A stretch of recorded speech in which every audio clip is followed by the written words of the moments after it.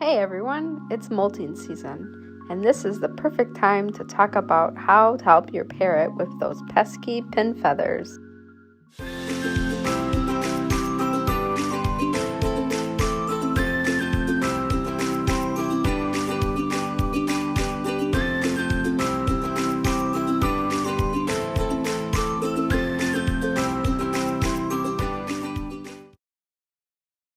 When parrots molt, they grow new feathers that come in as little spikes called pin feathers. These can feel itchy and uncomfortable. Just as if you were to pet your parrot, gently move back each feather to where the skin would be to start searching for them. Once you find one, make sure it has a whitish color to it.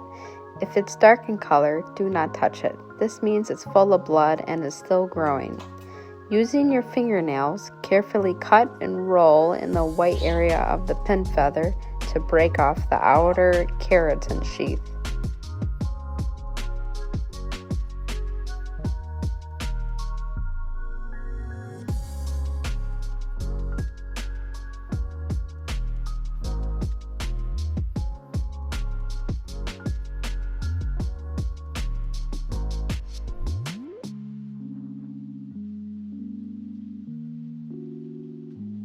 Here under Eli's neck are some baby feathers starting to grow in. These are the ones that we will leave alone.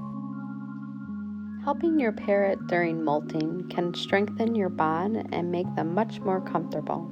This should always be a fun, satisfying, and rewarding experience for both you and your parrot. I also wanted to add in how to appropriately touch and handle your parrot. Notice how I do not stroke them on their back, wings, or tail. You should only pet them mostly on the head or neck, but it is also important to train them to show you their wings or tail. This is because if you were to ever bring them to the vet, they are used to being handled then. Now it's time for my favorite part of preening.